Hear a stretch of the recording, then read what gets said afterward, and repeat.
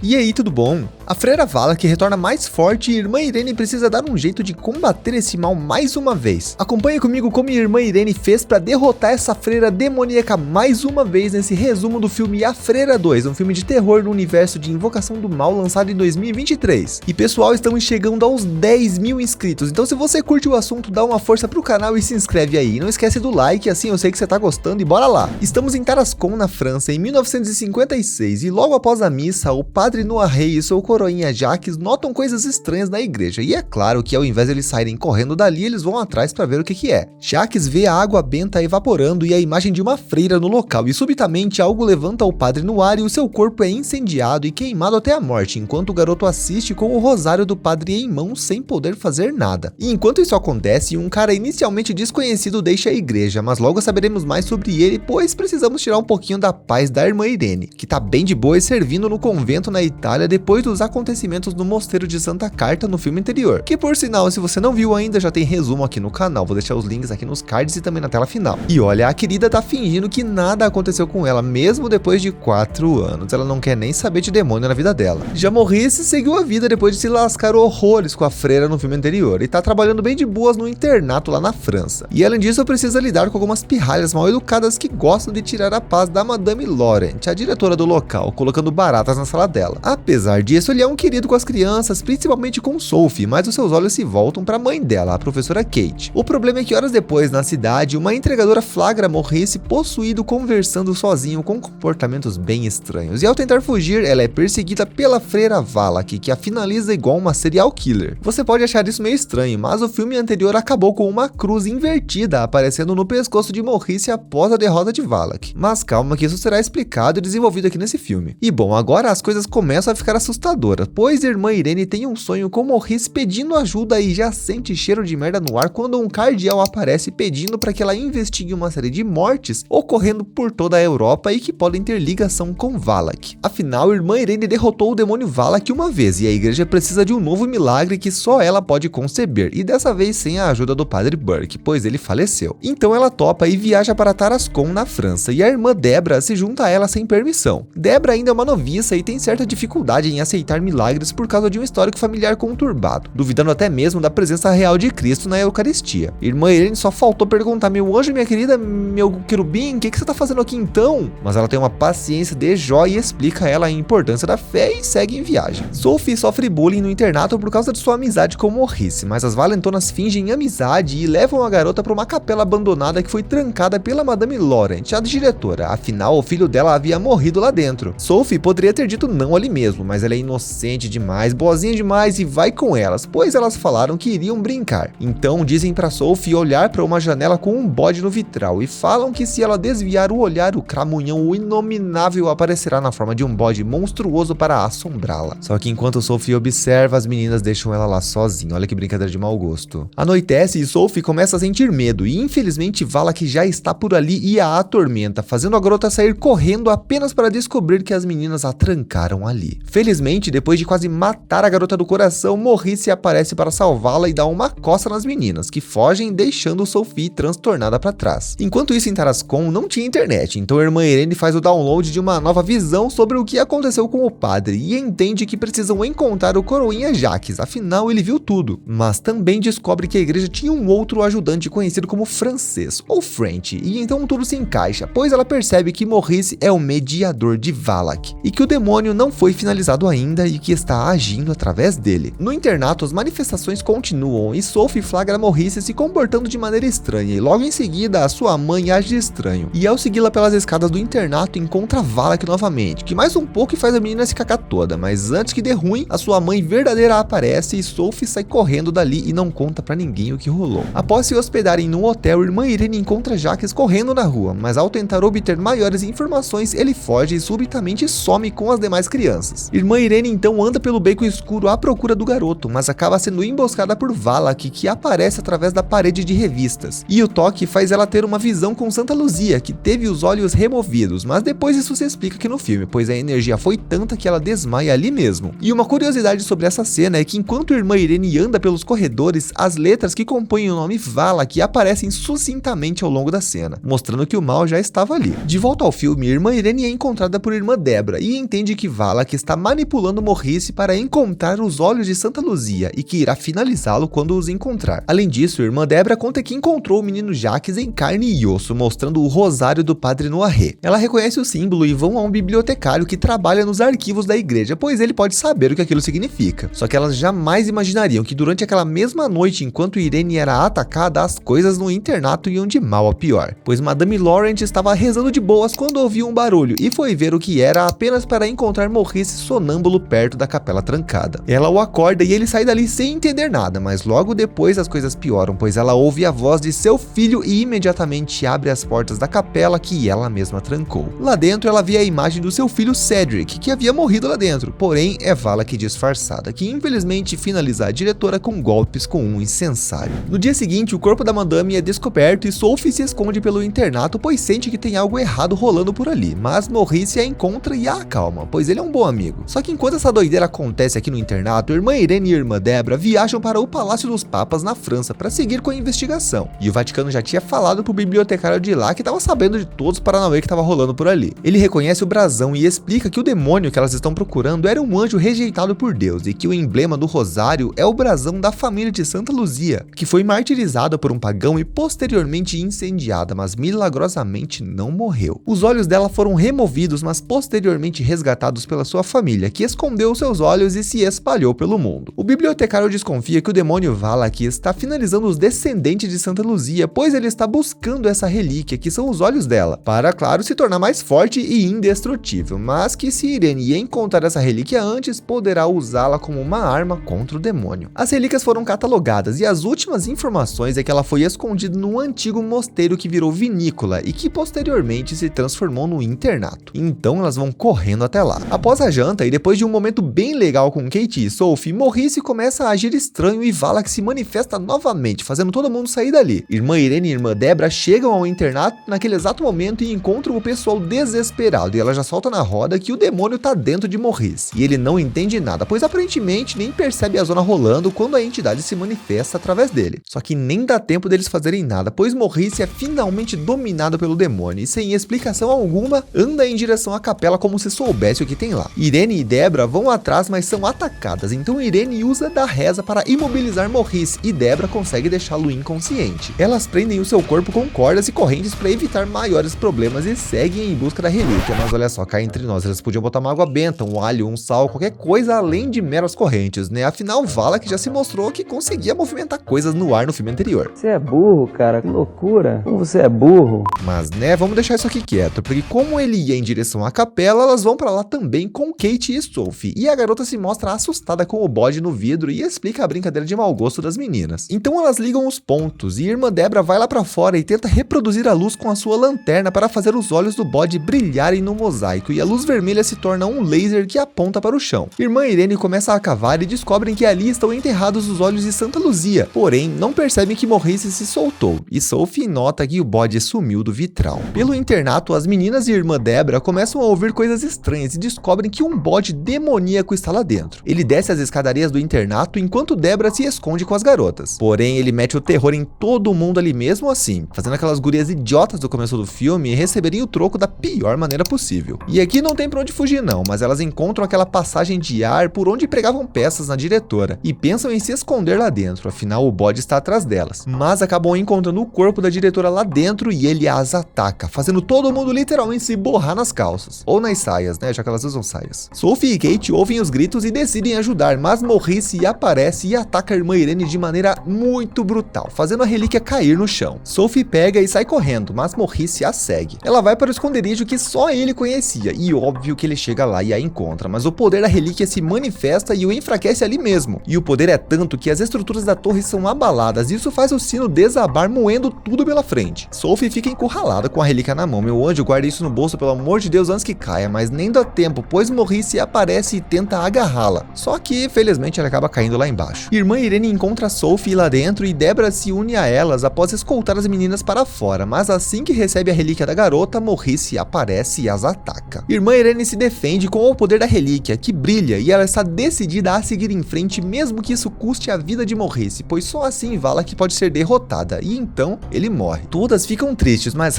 era uma pegadinha do malandro de Valak, pois ele volta e pega a relíquia, absorvendo seu poder. Valak sai de seu corpo, agora forte, e agora só um milagre pode pará-la. Dentro do internato, Kate está escoltando as meninas, mas não esperavam encontrar o bode, que corre atrás delas numa cena agonizante e fere Simone com uma chifrada. Sem saída, elas correm para a capela para tentar se proteger enquanto o caos reina lá fora. E enquanto elas lutam pela sobrevivência, Valak ataca a irmã Deborah para distrair irmã Irene, enquanto Sophie é perseguida por freiras sem rosto, e até mesmo por Morrice, que luta internamente para não ferir a garota. Vendo irmã Irene livre, Valak a ergue no ar e começa a queimar o seu corpo, fazendo-a ter visões de sua mãe, e então percebe que é descendente de Santa Luzia, sendo capaz de controlar o mesmo poder associado à relíquia mesmo sem estar com ela, e nota que o seu corpo não está queimando. E durante as visões vemos ligações com Lorraine Warren de Invocação do Mal, mostrando que possivelmente existe uma ligação entre elas e as visões que elas têm. Ao ver a irmã Irene viva, irmã Deborah admite que viu um milagre e que agora tem fé, então se une à irmã Irene e juntas começam a citar rezas da Eucaristia sob o vinho derramado. E então os barris de vinho da antiga vinícola que estão ao redor dela se tornam sangue de Cristo e explodem ao redor de Valak, condenando o demônio de volta ao inferno mais uma vez e salvando todo mundo. Depois do caos, parece que as coisas se ajeitaram novamente, mas se vocês lembrarem do final do primeiro filme, Morrice foi exorcizado por Ed e Lorraine Warren, e a cena pós-crédito de A Freira 2 mostra o casal recebendo uma ligação, indicando que provavelmente a história não acabou por aqui.